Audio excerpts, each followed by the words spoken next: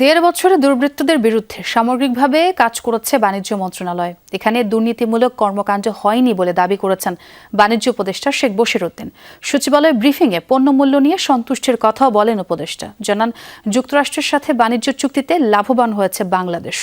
ইচ্ছা হলে পাল্টা চুক্তি বাতিল করতে পারবে পরবর্তী সরকার। শেষে নিজের কর্মকাণ্ডে ভুল ত্রুটির জন্য ক্ষমা চান বাণিজ্য উপদেষ্টা।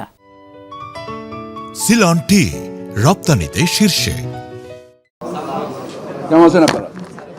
মন্ত্রণালয়ের কর্মকাণ্ড এবং যুক্তরাষ্ট্রের সঙ্গে বাণিজ্য চুক্তির বিষয়ে অবগত করতে মঙ্গলবার বিকেলে গণমাধ্যমের মুখোমুখি বাণিজ্য উপদেষ্টা শেখ বশিরউদ্দিন। সামগ্রিক বিবেচনায় আমাদের ব্যর্থতা নাই এটা আমি বলবো না। ব্যবসা বাণিজ্য পরিস্থিতি এবং দ্রব্যমূল্য নিয়ে তৃপ্তির ঢেকুর তোলেন উপদেষ্টা। জানান, মূল্যস্ফীতি কিছুটা সহনীয়, তবে তেলের দাম এখনও নাগালের বাইরে। বলেন, আলু এবং ডিমের দাম আর কমা উচিত নয়।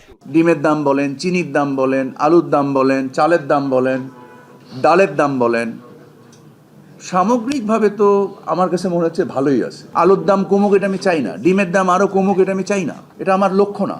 কারণ আমাকে তো সামগ্রিক অর্থনীতির বিবেচনায় আমার চাষিকে বাঁচাতে হবে। নিজের কর্মকাণ্ডে স্বচ্ছতা এবং সৎ উদ্দেশ্য ছিল বলে দাবি করেন শেখ বশিরউদ্দিন। বলেন, গেল সরকারের সময় সবকিছুর নিয়ন্ত্রণ করেছে চিহ্নিত কয়েকজন ব্যবসায়ী। দুর্বৃত্তদের বিরুদ্ধে সরকার সামগ্রিকভাবে কাজ করেছে। আমাদের মন্ত্রণালয়, যে মন্ত্রণালয়গুলোতে আমি নিজে ব্যক্তিগতভাবে কাজ করেছি, আমি আশা করি যে এখানে দুর্নীতিমূলক কর্মকাণ্ড হয়নি। বাংলাদেশের চিহ্নিত কিছু ব্যবসায়ীর হাতে এই সমস্ত ব্যবসা নির্দিষ্ট ছিল। এখন প্রধান উপদেষ্টার দপ্তর থেকে এই ধরনের কোনো নির্দেশনা আমরা পাই না। বৈষম্যহীন ব্যবস্থা তৈরি করার চেষ্টা করেছি, তার ফলে প্রচুর ট্রেড ইনক্লুশন হয়েছে। উপদেষ্টা মনে করেন, যুক্তরাষ্ট্রের সঙ্গে পাল্টা চুক্তি করায় লাভবান হবে বাংলাদেশ। 20% থেকে কমে শুল্ক হার এখন 19%।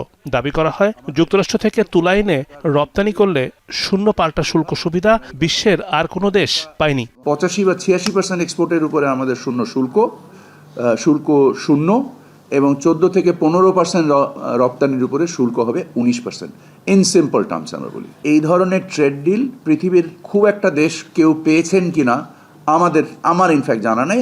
উপদেষ্টা মনে করেন, যুক্তরাষ্ট্র থেকে ঢালাও আমদানির শর্ত অস্বস্তি তৈরি করবে না।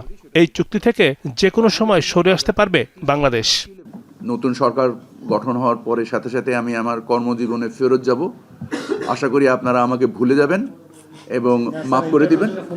রিমন রহমান, যমুনা নিউজ, ঢাকা।